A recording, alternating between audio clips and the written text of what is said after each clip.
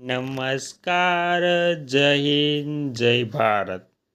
સ્વાગત છે તમારું આપણી YouTube channel government pension salary infant ન્યૂઝમાં. તો આજે આપણે વાત કરવાના છીએ કે ગુજરાત રાજ્યના વિધવા મહિલાઓ માટે આજ રોજ તારીખ 5/8/2026થી જે નવા નિયમ લાગુ થયા છે તેના વિશે. તો તમે પણ ગુજરાત રાજ્યના વિધવા મહિલા છો તો તમારા પેન્શન અને સહાયને લઈ ખૂબ જ ખુશખબર સામે આવ્યા છે. તો હવે ગુજરાત રાજ્યના વિધવા મહિલાઓને જે પેન્શન 1250 મળે છે તેમાં વધારો કરી ₹3000થી 4000 કરવાની માંગ કરવામાં આવી છે અને વધારાની 5 સહાય પણ જાહેર કરવામાં આવી છે. તો સંપૂર્ણ માહિતી વિગતવાર આપણે જાણીશું. તે પહેલાં તમને એક નમ્ર વિનંતી છે કે તમે આપણી ચેનલમાં નવા હોય તો આપણી ચેનલને સબસ્ક્રાઈબ કરી લીજો, કેમ કે આવી કોઈ પણ નવી અપડેટ આવે તે નોટિફિકેશન સૌથી પહેલાં તમને મળી જાય. અને વિડીયો ગમે તો લાઈક કરવાનું ભૂલતા નહીં.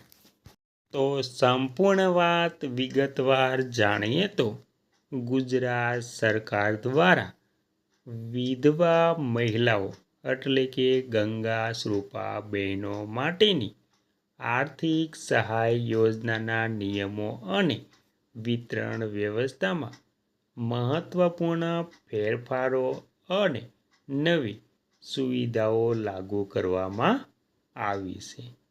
તેમાં યોજનાના અંતર્ગત હવે લાભાર્થી મહિલાઓને દર મહિને ₹1250ની આર્થિક સહાય સીધી બેંક કે પોસ્ટ ઓફિસ ખાતામાં ચૂકવવામાં આવે છે. તાજેતરમાં જાહેર થયેલા નવા નિયમ, ફેરફારો અને લાયકાતની સંપૂર્ણ માહિતી જાણીશું. ત્યારબાદ તેમાં મોટા ફેરફાર, ઘરે બેઠા પેન્શન સેવા, નવા નિયમ, પોસ્ટ ઓફિસ દ્વારા વિતરણ, સરકાર દ્વારા ઇન્ડિયન પોસ્ટ પેમેન્ટ બેંક સાથે જોડાણ કરીને વિશેષ અભિયાન શરૂ કરાયું છે, જેના હેઠળ ગંગા સ્વરૂપા બહેનોને ઘરે બેઠા જ પેન્શન મળી શકશે. નવો હેલ્પલાઇન નંબર, યોજના સંબંધિત મૂંઝવણો મદદ માટે સરકારે નવો નંબર જાહેર કર્યો છે. ત્યારબાદ લાયકાત અને નવા નિયમ, ઉંમરની મર્યાદા, અરજી કરનાર મહિલાની ઉંમર 18 વર્ષ કે તેથી વધુ હોવી જોઈએ. વાર્ષિક આવક મર્યાદા, ગ્રામીણ એટલે કે ગામડા વિસ્તાર માટે વાર્ષિક આવક ₹1,20,000થી વધુ ન હોવી જોઈએ. શહેરી વિસ્તાર માટે વાર્ષિક આવક ₹1,50,000થી વધુ ન હોવી જોઈએ. અને ત્યારબાદ વાત કરીએ તો પુનઃલગ્ન અંગેના નિયમ. જો મહિલા પુનઃલગ્ન કરે તો આ માસિક પેન્શન યોજના બંધ થઈ જાય છે.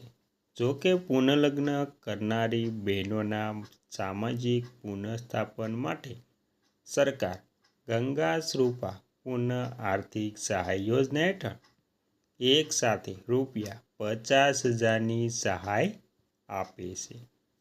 દર વર્ષે પ્રમાણપત્ર, યોજના ચાલુ રાખવા માટે દર વર્ષે જુલાઈ મહિનામાં તલાટી પાસેથી મેળવવું, પુનઃલગ્ન કરેલ નથી તે અંગેનું પ્રમાણપત્ર રજૂ કરવું અનિવાર્ય છે.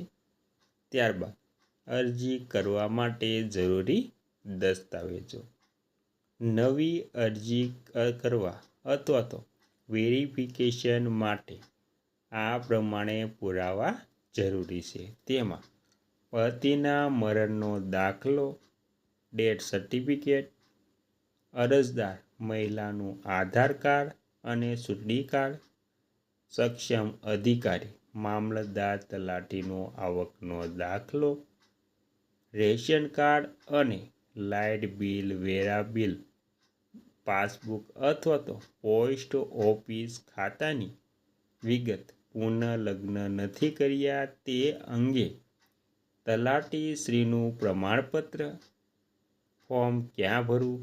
તો તમે ઓનલાઈન અથવા તો ઓફલાઈન માધ્યમથી ફોર્મ ભરી શકો છો. ઓફલાઈન તમે તમારા નજીકની તાલુકા મામલતદાર કચેરી અથવા તો વીસીએનો સંપર્ક કરીને વિધવા સહાયનું ફોર્મ મેળવી અને જમા કરાવી શકો છો. ઓફલાઈન ફોર્મ તમે ગુજરાત સરકારના ડિજિટલ ગુજરાત પોર્ટલ દ્વારા અથવા તો જે રેવન્યુ ડિપાર્ટમેન્ટ છે ગુજરાત તેના પરથી પણ તમે ફોર્મ ભરી શકો છો.